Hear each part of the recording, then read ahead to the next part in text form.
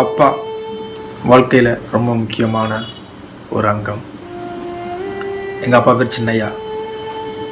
நல்ல கருப்பாக ஆள் ஷார்ட்டாக தான் இருப்பார். ஆனால் அவ்வளோ கம்பீரமாக இருப்பார். இப்போ உள்ள ஹீரோக்களுக்கு மாதிரி 6 பேக் இல்லை, 8 பேக்கே இருக்கும் அவர் உடம்புல. என்னென்னா ஒரு விவசாயி வேலை பார்த்து அவ்வளோ உடம்பு எல்லாம் அப்படியே முருகி போயிருக்கும். விவசாயம் பண்ணுறது அவருக்கு ரொம்ப ரொம்ப பிடிக்கும். என்னெல்லாம் சென்னைக்கு போகணும் அப்படிங்கும்போது அப்போ யாரா விவசாயத்தை பார்த்துக்குவாங்க அப்படின்னு ரொம்ப வருத்தத்தோடு கேட்டவர் அப்பா. அவருக்கு எங்களுக்கு மட்டும் இல்லை, எங்கள் இதில் மட்டும் பார்க்க மாட்டார்.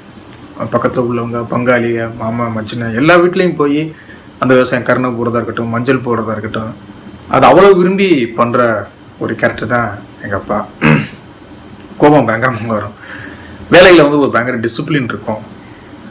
நான் சென்னைக்கு இந்த மாதிரி சினிமாவுக்கு போகிறேன் அப்படிங்கும்போது என்னை ஐயோ என்னது நம்ம குடும்பத்தில் ஒரு தப்பான ஒருத்தன் வந்துட்டானே அப்படிங்கிற மாதிரி தான் பார்த்தாரு. சென்னைக்கு போகணும் அப்படிங்கும்போது ஒத்துக்கவே இல்லை. இல்லைப்பா இந்த மாதிரி டேரக்டராக போகிறேன் அப்படின்னா, டேரக்டர்னாவே என்னன்னே தெரியாது. அவருக்கு தெரிந்த வரைக்கும் ராச்சிலை அப்படிங்கிறது தான் ஒரு உலகம், வயல். அதுவும் புதுக்கோட்டை அப்படிங்கிறது ஒரு வானம் பார்த்த பூமி. என்னைக்கு மழை பெய்யுதோ அன்னைக்கு தான் இது பண்ண முடியும். எங்களுக்கு கேணி, நிலப்புலம் அப்படிலாம் பயங்கரமாலாம் எதுவுமே இல்லை. ஸோ என்னைக்குடா மழை பெய்யும் விவசாயம் பண்ணுவோம் அப்படின்னு தயார் பண்ணிட்டு இருக்க ஒரு கேரக்டர். அவர்கிட்ட போய் சினிமாவுக்கு போகிறேன் அப்படிங்கிறது ஐயோ தப்பான முடிவு எடுக்கிறானே அப்படிங்கிற ஒரு பயம் அவருக்கு. சென்னைக்கு வந்துட்டேன், ஏதோ ஒரு 2 வருஷத்தில் வந்துடுவான், 3 வருஷத்தில் வந்துடுவான், 5 வருஷத்தில் வந்துடுவான், 10 வருஷத்தில் வந்துடுவான் அப்படின்னு பார்த்துட்டே இருந்தார். நான் ஜெயிக்கவும் இல்லை. இயக்குனர் அப்படிங்கிறது அவருக்கு என்னென்னு புரியவும் இல்லை. என்னப்பா இவ்வளவு படத்தில் இவ்வளோ படம் வருது, ஒரு படத்தில் கூட நான் உன்னை பார்க்கவே முடியலையே அப்படின்பாரு. அது இயக்குனர் அப்படிங்கிறது நான் நடிக்க வந்திருக்கேன் அப்படின்னு அவர் நினச்சிட்டு இருந்தார். இல்லைப்பா, இயக்குனருங்கிறது நடிகர்கள் எல்லாத்தையும் வச்சு வேலை வாங்குகிற ஒரு பொறுப்பான.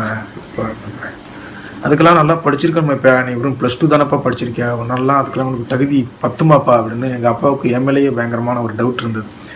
எங்கள் அண்ணா சைக்கிள் கடை வச்சிருக்காரு. அதனால் எங்கள் அப்பாவுடைய ஆசை தம்பி உடையான் படைக்கஞ்சான்னு சொல்லுவாங்கல்ல, அண்ணன் கூட நான் சைக்கிள் கம்பெனியில் வேலை பார்க்கணும், சைக்கிள் கடையில் வேலை பார்க்கணும் அப்படிங்கிறது தான் அவருடைய அதிகபட்ச ஆசை. 30-32 வயசு ஆயிடுச்சு, இன்னும் கல்யாணம் பண்ணாமல் அப்படி இருக்கானே அப்படிங்கிற ஒரு பயம் அதிகமாகிடுச்சு. என் ஃப்ரெண்ட்ஸ் எல்லாத்தையும் மீட் பண்ணுவார் போய். ஏன்னா என் ஃப்ரெண்ட்ஸ் எல்லாருமே என் கூட படித்தவங்க எல்லாருமே கல்யாணம் பண்ணிட்டாங்க, குழந்தை, எல்லாருமே நல்லா சம்பாரிச்சுக்கிட்டு இருக்காங்க. எல்லாரும் இவங்க கூட படித்தவங்க எல்லாரும் நல்லா இருக்காங்க, இவன் மட்டும் வீணா போகிறானே அப்படிங்கிற ஒரு பயம் வந்துருச்சு. என் ஃப்ரெண்ட்ஸ்கிட்டலாம் போய் தயவு செய்து எடுத்து சொல்லுங்கள், நான் சொன்னால் கேட்கவே மாட்டான், சினிமா அவனுக்கு செட் ஆகாது, அவனை வர சொல்லிவிடுங்க, நம்ம கையெழுத்து கும்பிட்றேன்னு ஃப்ரெண்ட்ஸு கையெல்லாம் பிடிச்சிக்கிட்டு ஒரு அழுவார். இந்த மாதிரி ஒருத்தன் என் குடும்பத்தில் தப்பாக கெட்டு போகிறான், அவனை இப்படி விட்டுறக்கூடாது அப்படின்னு. எங்கள் அண்ணியோடலாம் போய் சண்டை போடுவார். என்னடா ஒருத்தன் போய் இப்படி சென்னையில் போய் ஏதோ சினிமாவில் அடிக்குன்னு சொல்கிறான், நீங்களும் சொத்து கொடுக்கணும் அப்படிங்கிறதுக்காக அவனை அப்படியே விட்டுட்டீங்க இல்லை அப்படின்னு சொல்லி எங்கள் அண்ணியோடலாம் சண்டை போடுவார். எங்கள் அம்மா இறந்துட்டாங்க. எங்கள் அம்மா இறந்த உடனே எங்கள் அம்மா இறந்ததே அவருக்கு 2 கையும் இழந்த மாதிரி ஒரு ஃபீல் வந்துடுச்சு. அப்படிங்கும்போது அவர் ரொம்ப இதுவாக இருந்தது. அப்புறம் எங்கள் அண்ணன் கூட்டியை கொண்டு திருச்சியில் வச்சுருந்தார். அவருக்கு சிட்டி வாழ்க்கை பிடிக்கவே இல்லை. என்னடா கர்மம் பிடிச்ச வாழ்க்கை, என்னை கொண்டு ஊரில் விட்டுங்கடா அப்படின்னு சொல்லிட்டு ஊரில் போய் அவரே சமைச்சு சாப்பிட்டுக்கிட்டு அவரே ஊரில் அப்படி இருந்தார். கஷ்டம் எப்படியாவது ஜெயிக்கணும் அப்படிங்கிற வெறியில் ஒரு வழியாக பசங்க கதையை சசிகுமார் சார்ட்ட சொல்லி, அப்பா இப்போ போய் நான் கமிட் ஆகிட்டேன் அப்படின்னு சொல்லி சந்தோஷப்படணும் அப்படிங்கும்போது கமிட்மெண்ட்டை போய் சொல்லணும் அப்படின்னு போகிறேன். எங்கள் அப்பா மனநிலை சரியில்லை.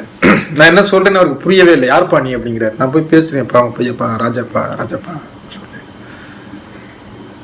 எங்கள் அப்பாவுடைய ஆசை நான் ஒரு வீணாக போகக்கூடாது அப்படிங்கிறது தான். அவரை பொறுத்த வரைக்கும் அவர் சாகும்போது நான் ஒரு வீணாக போனவனாவே ஒரு நினச்சிக்கிட்டே, ஒரு குடும்பத்தில் நம்ம குடும்பத்தில் ஒரு வீணாக போனவன் பிறந்துட்டான் அப்படின்னு நினச்சிக்கிட்டே தான் எங்கள் அப்பா இறந்தார். பசங்க ஷூட் பண்ணும்போது டாக்டர் சொல்கிறாரு இன்னும் ஒரு 15 நாளில் அவங்க அப்பா இறந்துருவாங்க அப்படின்னு சொல்லிட்டு அதுக்கு முன்னால் என்னென்னா கமிட் ஆகிட்டு போயிட்டு சரி மனநிலை சரியில்லாமல் இருக்காரு அப்படின்னு லொக்கேஷன்லாம் பார்க்க ஆரம்பிக்கிறேன். ஒரு நாள் அண்ணன் ஃபோன் அடிக்கிறார். என்னடா அப்படின்னா, தம்பி அப்பா வீட்டில் இருந்தார், திடீர்னு காணாமல் போயிட்டாரா, எங்கே போனார், எப்படி போனார்னு தெரியல. சரிண்ணா நானும் எங்கள் அண்ணனும் பைக் எடுத்துக்கிட்டு திருச்சிக்கு போகிறோம், சுற்றுறோம், எல்லா இடத்துலையும் சுற்றுறோம், ஸ்ரீரங்கம், சமயபுரம் எல்லாத்துலேயும் சுற்றுறோம். 2 நாளாச்சு 3 நாளாச்சு. எங்களுக்குள்ள ஒரு கேள்வி, அப்பா எங்கேயோ பிச்சை எடுத்துக்கிட்டு இருக்காரு, ஒரு மணல்ல சரியில்லாமல் சாப்பாட்டுக்கு என்ன பண்ணுவார் அப்படின்னு. ஒரு பக்கம் எங்கள் அண்ணனுக்கு அழுக வருது, எனக்கும் அழுக வருது. ஒன்றும் புரியவே இல்லை. சரின்னு பைக்கில் தேடுறான். அதெல்லாம் ஒரு ஆண்டவனுடைய இதுன்னு தான் சொல்ல முடியும். ஒரு ஸ்ரீரங்கம் ஒரு கோயிலுக்கு பக்கத்தில் ஒரு டீ கடையில் ஏதோ ஒரு நல்ல ஒரு மனுஷன், ஒரு மகான், அவருக்கு போண்டாவும் டீயும் கொடுத்து சாப்பிட சொல்லி வச்சுட்டு இருந்தால் எங்கள் கண்ணில் பட்டார். இப்போவும் எங்கேயாவது ஒரு பெரிய ஒரு டீ கடையிலையோ ஏதாவது ஹோட்டலில் நின்னா நான் சாப்பாடு வாங்கி கொடுக்குறது, டீ வாங்கி கொடுக்குறது, பணம் கொடுக்குறது ஒரு பழக்கமாகவே வச்சிருக்கேன்.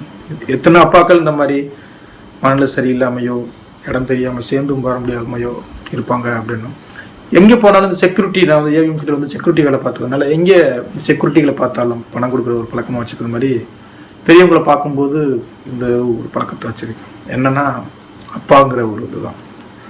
ஸோ பசங்க படம் எடுத்துக்கிட்டு இருக்கும்போதே அப்பா இறந்துட்டார். டாக்டர் சொன்னார்னு ஒரு 15 நாள் இறந்துருவார்.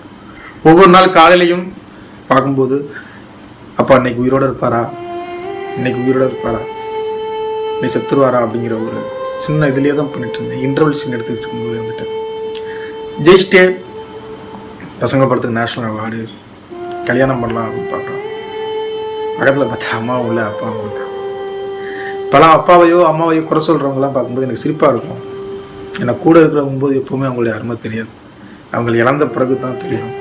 எனக்கு அந்த ஃபீல் ரொம்ப ஜெயிச்சும் ஒரு வெறுமை, ஒரு வெறும் கிரிக்கெட் இதில் வந்து செஞ்சுரி அடிக்கிற மாதிரி இருக்கு என்னுடைய லைஃப். எங்கள் அப்பா ரொம்ப மிஸ் பண்ணுறேன். I miss you.